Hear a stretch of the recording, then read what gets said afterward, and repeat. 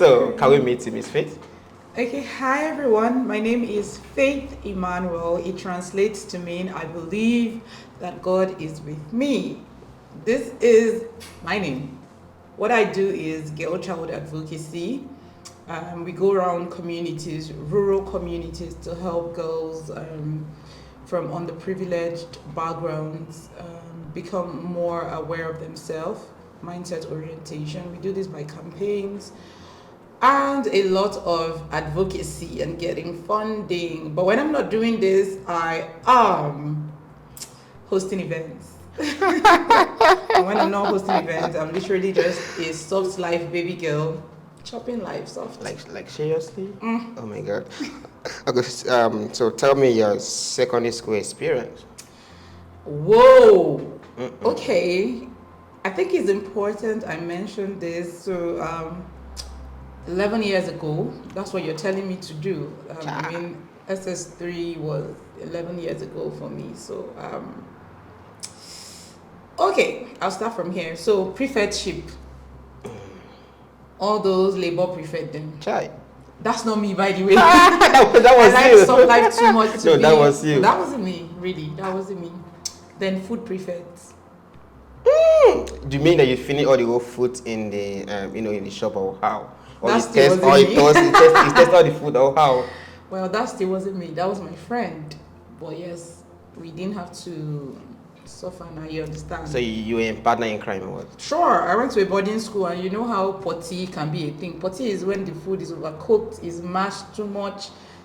So we get our food before it's served. So you get the food prefect is your friend now. So you go to the kitchen, tell them, dish our food first, though, please. Yeah, I know, right? Dish our food first, though. Okay, but so I was study prefect. Wow. Exactly, I'm a nerd. So you mean you just eat something free of charge? What along the line you're still collecting your parent money?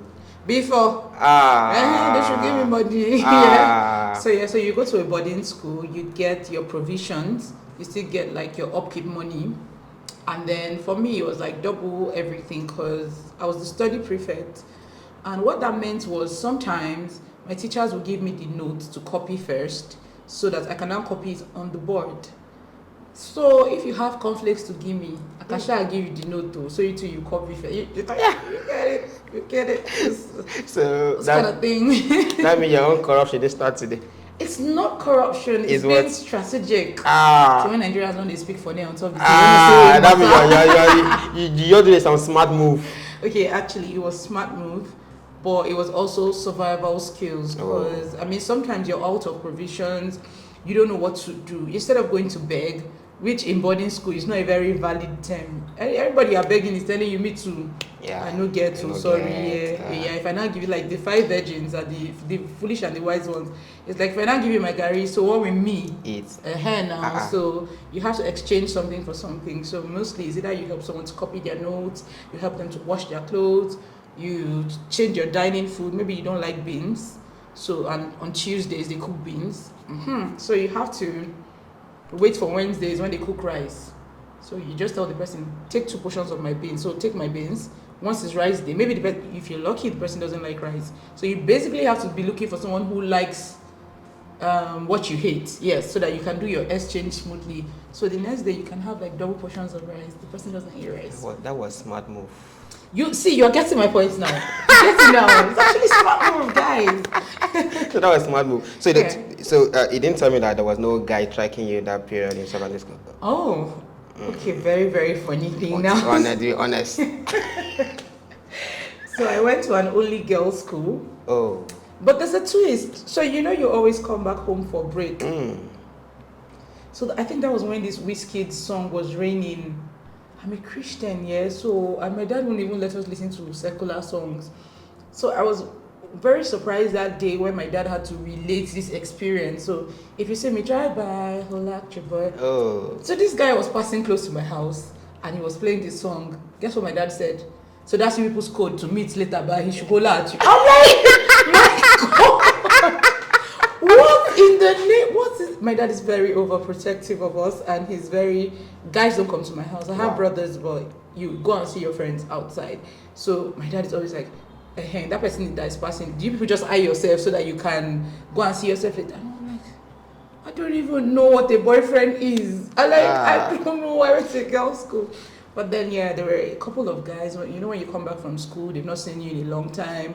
And then, when you come back to the area now, you're like hot bread, you're a really fine girl, you want to wear all those clothes you've not worn before. And so I think that was my experience. It was cool having all the attention, but from my dad's end, being overprotective and making us feel like, so you came back from school, it's only boys you want to start following. It was draining. Yeah. So were you comfortable with that? Are you kidding me? I was a teenage girl. I wasn't comfortable. I was tired.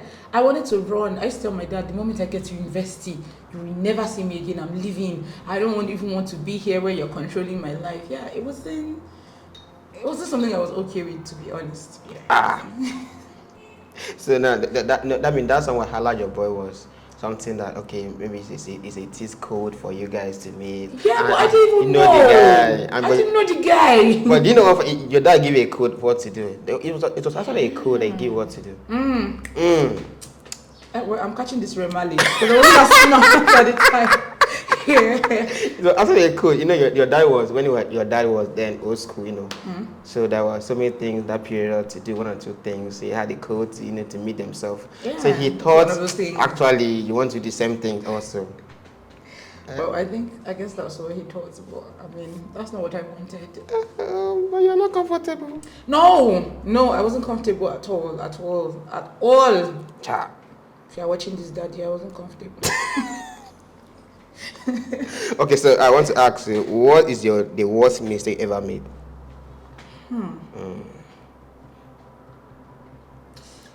I think the worst mistake I ever made was settling for less. Child. Really. Yeah, so I kind of dropped a couple of my standards because I felt like people kept saying, oh, your standards are way too high. Let yourself breathe. Just live your life. You don't have to care about consequences. Just try out new things. I'm like, okay, fine. Coming from someone who was a pastor's child, yeah, because I grew up in a very close family. And so if you wanted to do something in my house, you naturally will want to seek advice. So my dad was very overprotective of us, but he allowed us at the same time to do what we wanted to do. What I mean by that is, if I wanted to go to a new school and I told my dad, Daddy, I don't like this school, I want to go to the other one. If I can convince him, it's fine. He wasn't like a dictator. So if I say, he wasn't like a dictator, rather. If I said, Daddy, I want to go to this new school because I think they have better teachers, they have a better curriculum, my friends are there, do better, he would buy it. But if I come and say, I want to go to this school because they have better uniforms, he's like, I beg, get out. I'm like, he's not going to buy it. So, but then I didn't consult my parents. I just said, let me live my life by myself for once. And I didn't like what I found out about myself, what I also delved into. I didn't go into drugs or alcohol or all those other vices, but it was just, I didn't like how people were treating me, what I had become, and yes. So. Okay. My next question to you, do you believe in love? Why? Why? You had to do this? They came after me today. Aye. Nobody came after me today. No, nobody catches me like this on this question. So let's go. Let's hit the beat. I think I do. You think? Yeah, I think I do. You think you believe in love? I'm trying to be safe here. Yes. No. I'm not going to say I believe.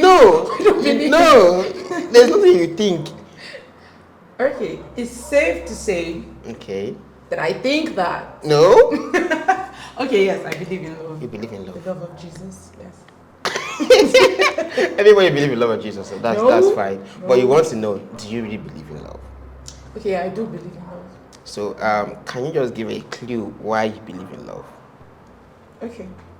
Pastor's daughter, grew up in church, had my first encounter about love with God. And I'm not even saying this because I want to be a Christian right now, or I want to say something that's going to make me look spiritual. But the truth is, the first encounter I had of love was with God. at the time, I was really at my lowest. I believed my dad didn't like me, my mom didn't like me because they were always making me do stuffs like like the first experience I shared. My mom would be like, okay, you have to be a certain way, you have to be this way, you can't do this, you can't do that. And I'm like, God, why are there all these rules and regulations? And he said, okay, with me, there are no rules, right? I think that was the way God just needed to bring me in because really, with God, there are rules. Yeah, bring me in. And then I just started to study my Bible more and read more and realized that if I wanted anything, really, God could give it to me. And I'm not even exaggerating. Very early enough, I could just pray for something, and the very next thing, someone just walks up to me and gives it to me. That's how I understood love. And I think God did that intentionally for me because he needed to reach a part of my heart that was materialistic. Because in the real sense of it, I've always believed that if you love someone, you should be able to provide for their every need, which is not a valid thing for real, like in the real sense of the matter. So, but God dealt with that for me, and I actually believe that, okay, God is love from that experience. But love in a physical angle for me, the very first time I'd say I really encountered love in the platonic way. Okay. Huh. We got to hear something. Oh my God. I'm going to be really honest. Yeah, you're going to be honest yourself. So it was from this guy I dated first. I think I had my first boyfriend at 17. Yeah, of course, in Polytechnic now. My father has left me alone. Cha. Not really. Cha. Where he was. I in Abuja. I was in Kogi. And then, this guy would walk me from my hostel to library to read. Sometimes he won't be reading. He'll sit down there, but I have to read. And then he would go back to his house. No, he will finish. He will walk me back to my hostel, which was I was staying in school. He was staying off campus, and then go back to his own house. He did it every day, and that's part of the reasons why I had very good grades from Polytechnic. Yeah, so I liked this person. He likes me, but he was not invested in my growth, and for me, that's everything. And till today, I think it's still a standard. Thank you so much if you're watching this. I don't know if you ever get to see this for setting that standard, but I'm sure a lot of boys will be swearing for you right now because it's like a standard is like here when it comes to love, guy, you have to measure up. Yeah. So yeah, that's it. That guy was lucky, but I don't know what happened. So I can't go into details, so don't worry. You don't want to He hear wanted that to detail. get married. I didn't want to get married, so that's what happened. At the time. At that time, at 17. Yeah, I wanted to get married, but he was way over. He was, 25. Oh. Yeah, so he was ready to. How many years? How many years more than? I don't want 25, 26, 27, 28, 20. Sorry, no, that's not it. That's 8. So 17, 18, 19, 20, 21, 22. 8 years. 8 years. 9 approximately. No, that's fine because that was very that's good. for me. That's my age range. I don't like drama, and I go to relationships for reasons. So I don't want to have to feel like I'm dating someone that has the same IQ. I mean, like two of us don't have sense. No, now don't have to have sense. One of us have to have sense. So, yeah, so that's my reason, though. Okay. Why ladies tells their secret to guys than their fellow ladies? Okay.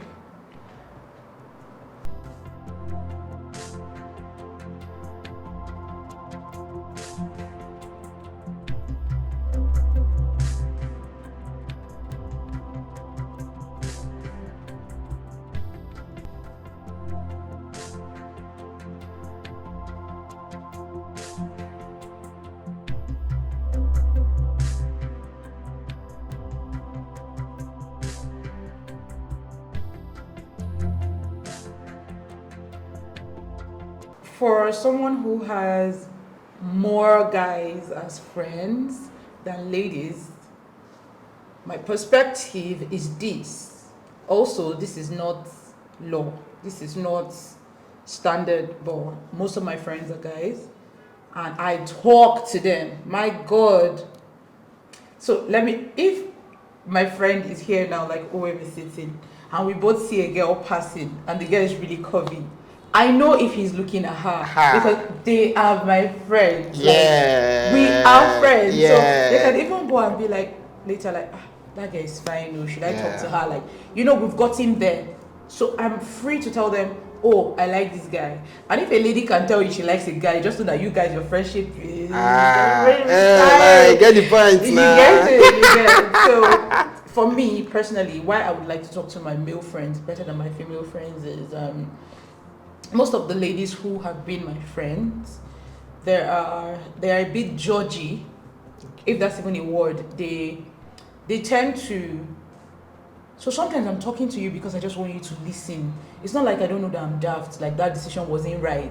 I just really want you to listen. So I don't want you going all half it now. Wow, see how you move just like that. Just like no, but I know if I go to my guys and I say, okay, this is what happened, they'll be like, no problem. Come first, we'll go first drink, we'll first talk first, let's go first chop, make your head calm down, like then they can now go for it now be like, okay, this is what I think you should have done. Guys don't even go like that. They just be like, okay, so what now happened? Do you want us to go and beat the guy? Do you want to do we have to do something? Are you fine? Then maybe later on. And the part that pains me most, they will not turn it to a joke. And then it's okay, go date that guy, you know, get like, guys, this is very personal story. But they wait for you when you've healed. But you can also talk to a girl about the same thing. She will judge you. After judging you, she goes to your other friends and have a conversation about it. And then you now walk into the midst. Someone will now be like, hey, have you thought that your boyfriend now he broke? Or how that your boyfriend now he dumb? I'm like, did I tell you about your boyfriend that? Like, oh, this one said this one now. I know you tell her she don't. And you're just being like, how don't you know where the line is? How don't you know where to keep quiet? How don't you know where to just keep what I said? For me personally, like I said, that's the reason why I have more male friends and I talk to my male friends. And the other reason could be, now this is generally, a lot of girls don't have trust in the circle of friends they have. You hear them saying it's better you just have one friend and know that it's only two of you than have 3 or 4 friends. Because once you girls are 3 or 4, there's a tendency that this one will turn this one against this one, down, that. So, me, I don't like drama, no man. I better stay with a group of guys that I know that, well, last, all of us, we are with ourselves. We can be free with ourselves. Yeah, and create a no matter. yeah. No. So I think that's why. So that's my amazing. Perspective. Yeah. Wow. Mm-hmm. Wow. But that's not to say there are not also community of ladies that are there for each other, like soul sisters. I have covenant sisters. I have purpose sisters. But I know where to draw the line. I know who to tell what. If I have a vision that I really want to carry out, I know who to call. I'll call Dia. She's my purpose sister. My covenant sister. If I need to pray and agree about something, I know who to call. If I want to gossip, like, I don't gossip about people though, gossip about things like that one. Before I used to do, I'm involved very much, but now I repented.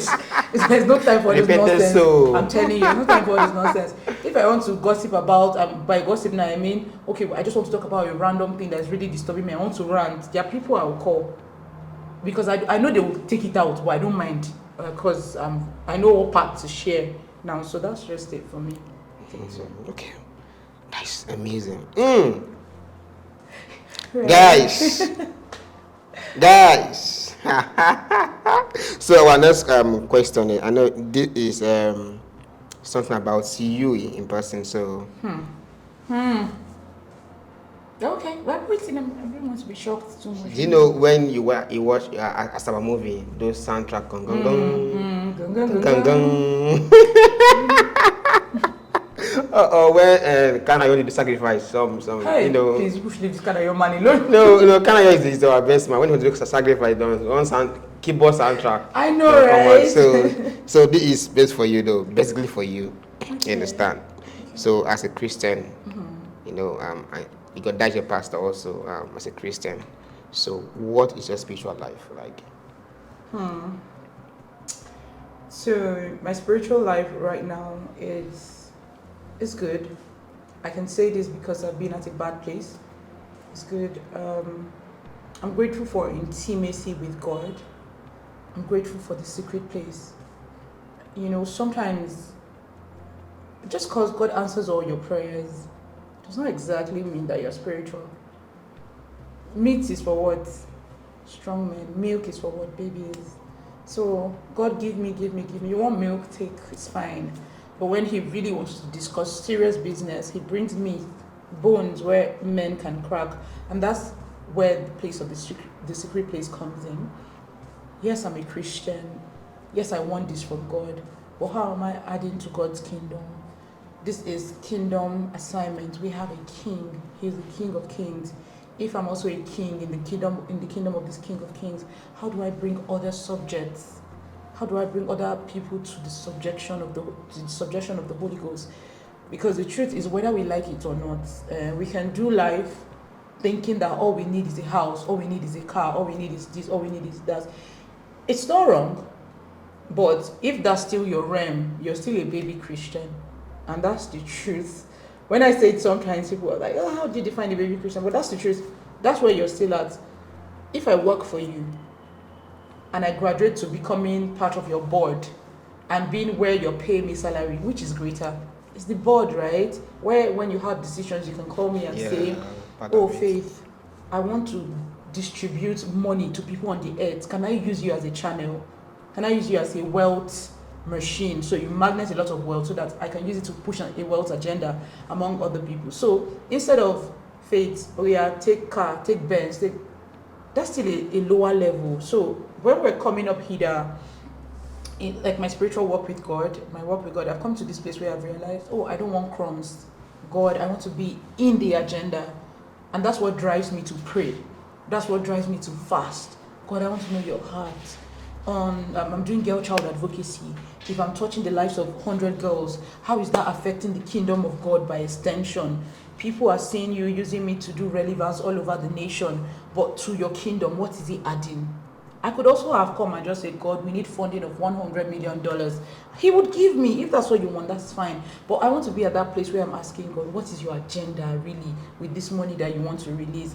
And as you grow from here, you realize that, oh, I have to fast more, because then as I fast, my spirit is quieting. There's less distraction in the realm of my soul. I can communicate more with God. And then when I come to this place, I hear better. There are no distractions. So it pushes me to fast. Not fasting now because I'm having one bad dream that something is to have left that place. Do you get? So for me, my spiritual life is good and I'm happy where I am, but I can't be more.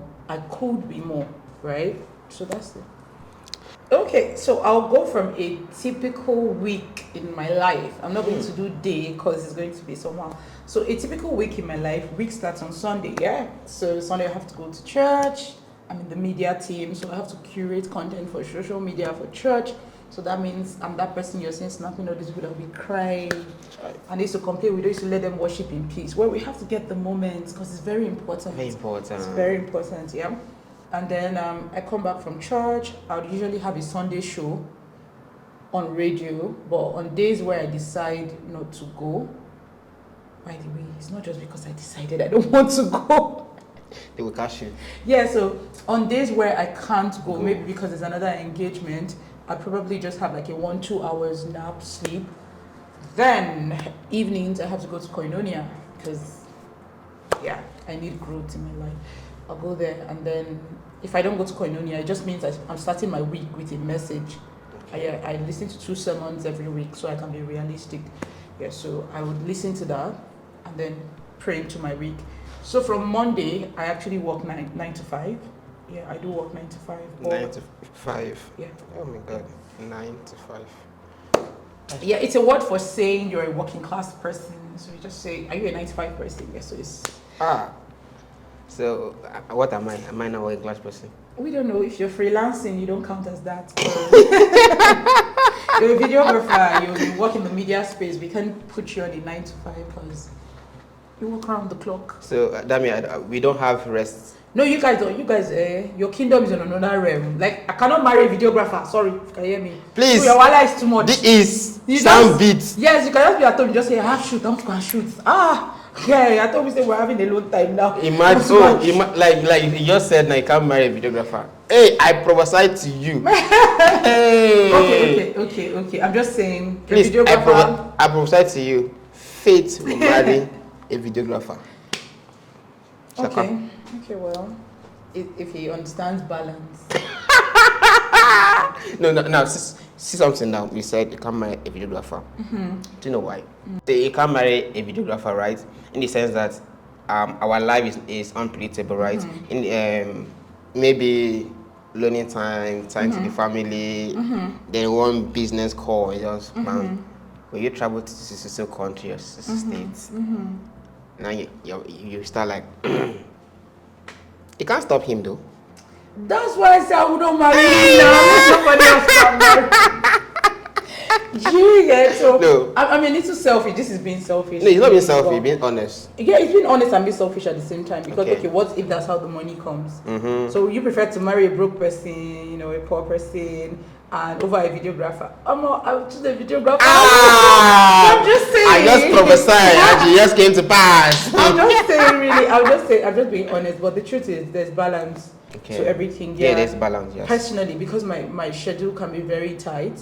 I was saying I work 9 to 5, then I host events, corporate events. So if I get a job in between, which obviously will be after my work hours, I have to go and host an event. We did something together when Phil Thompson came now. Yes. So that stretched over. I mean, I've gone to shoots where I had to come back 12 in the night. Yeah, because we had to take time. It was a red carpet in the night. So if I now say, okay, because I'm dating someone, the person now says, so I don't like this thing you're doing. You can't take jobs like that. Will I not say the person is being unrealistic because that's what they want? No. What I'm trying to say is balance. Balance, create the balance. I can also decide to reject some shoots just because I know I'm trying to make space for this person too. Do you get? So even if they're going to pay me 100 million naira, of course, thank God is taking us to the place where money will not be an issue anymore. Yes. But the truth is, there's something called priorities. There are things you have to prioritize, even though it's going to be inconveniencing for you. That's a balance. You just have to balance things. So that means we don't have problem. I didn't say that. Yeah. I didn't say that. Why do you think that? Why do you say that? Everybody has problems. No, I think guys don't have problem. Guys have problems. How? Are you kidding me? Yes, tell us how. So from a lady's perspective. Yes, tell me. Oh my God, let's not have this conversation. No, we need Oh my God, you're looking for trouble. We need to. See, if you're on this, if you're watching this video right now, I need you to comment at this point and tell us what you think is the problem of guys. Because number one, why will a guy, you've gone to ask a girl out, you've gone to see her parents, it's still you that is not sure that you want to marry the girl. One, okay. It shocked you too, but you open mouth, don't worry. Two, you will see a guy, right? In your head, you'll just be like, because I'm a lady, and most of the time I'm always wondering, what do guys want? Today, this is not enough. Tomorrow, this has to be better. Right now, it's now that guys want to even marry ladies that work, right? Then you meet the same guy in another lady with another relationship, telling the lady to quit her job. He doesn't want her to work. He wants her to. I'm like, what do you people want? There's always this different drama. It's always back and forth, back and forth, back and forth. Like, what do you guys want? Guys have problems. I'm not going to like people have wahala. It's not even if it's problem, it's still too. You people have wahala. Yes. Wahala. Yes. Wahala. So no, to be honest speaking, I don't think guys has problem. Why did you say so? But do you think ladies have problems? You know that within yourself before you ask a question, you know that lady has a problem. So that's the problem. Well, girl doesn't have a problem. Do you know what the problem is? Do you know what I say so? See this argument right now. Do you know what I say so? Because when you ask a lady to sit down here, with the next 1 minute you won't see her there. Then why? So the thing is, you are generalizing. Okay. You're taking all the ladies and putting. Now you're putting all the guys in your shoe too. Okay, so yes, I did that. Okay. I take full responsibility. Oh, fine. And I am sorry, because the truth is, all guys are not the same. Fine. In short, I've met the best people. See, like I say all the time, if I would choose my friends over again, I would say choose my guys. Guy is everything great. So, but I'm just saying, for the guys now, for the ladies, people are different. If a large bulk of ladies are dramatic, you want to say that, yeah, I could agree. But there are 40% who are not also like that. And the fact that we're all not the same is what makes it beautiful. And again, you're a guy. You are wired to think like a guy. So that's why you can tell me that girls have problems. I'm a girl. I'm wired to think like a girl. That's why I can tell you that guys have problems. And you think you don't have problems because you've not lived as a girl. Yeah, You've lived as a properly. guy, I'm a guy. exactly. I'm a guy. So that's just it. It's just like saying, why do ladies talk too much? Too much. Inside kitchen. We are Everywhere. wired like Talk that. and talk. They're And watching and talking. there are few ladies who also don't talk, right? But it doesn't mean that all of us are talkative. Maybe a large bulk of us, which is fine. It's our wiring. Life will be boring without us being like that for you guys. Are you for real? Yes, Like life be boring for. Yes, nah. Your life will be very, very, very boring. I know a friend who calls his girlfriend just because he has missed them fighting. He just wants someone to tell him, you've not come and pack your clothes from here. You know, like fighting, fun. like quarrel, you know. Yeah, like it's the word is not fighting. Fight, quarreling. understand? It's like all those back and forth, all this Talk, exactly. Yeah, you just keep things like, come on, pick this from here. We used to think that he didn't enjoy it.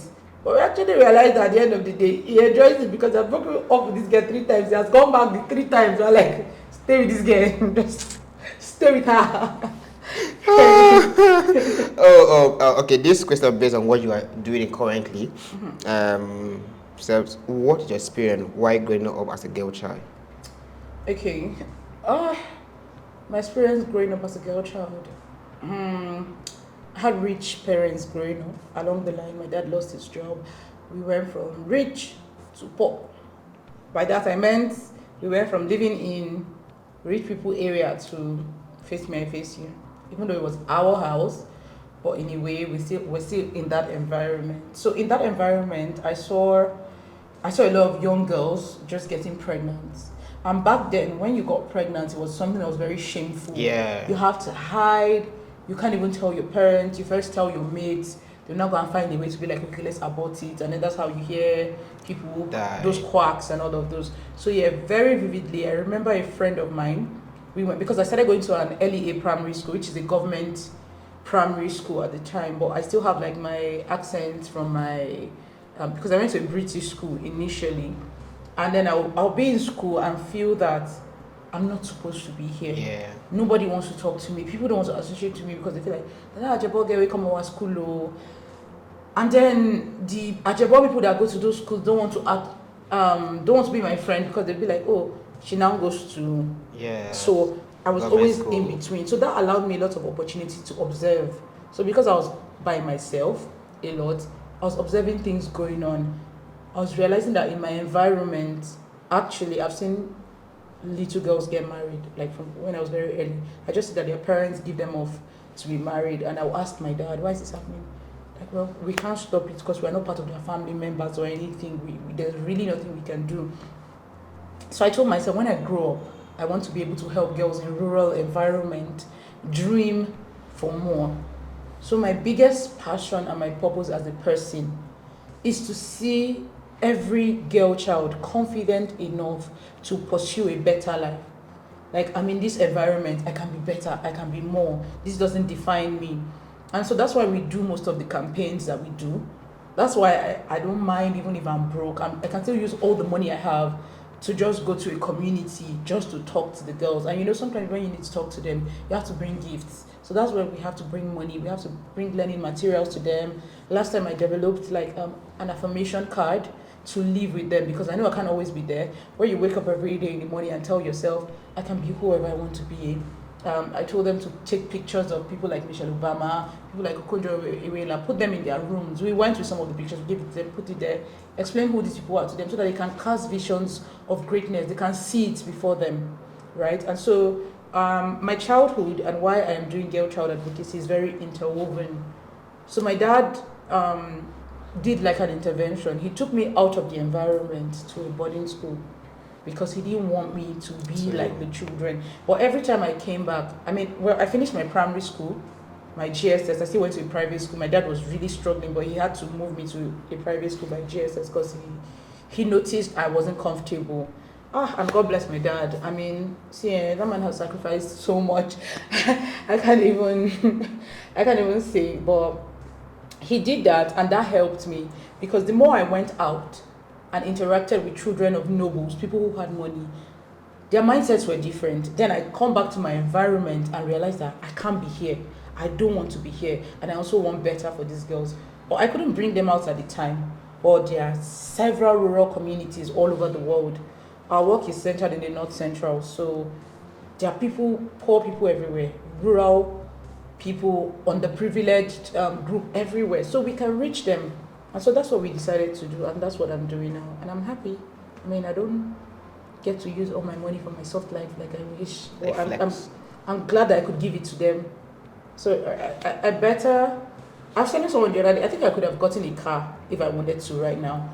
But the fact that anytime I want to carry the money in bulk like that together, I'll now remember that, there's this community that we promised a project to. There's this.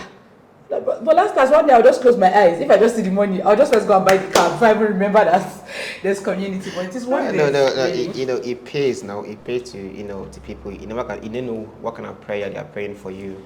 Yeah, like I know that someone is going to give me a car eventually. Thank you, Jesus. But today, like this, Nami rain beats good church. Community children, no mind. Life is over sacrifice.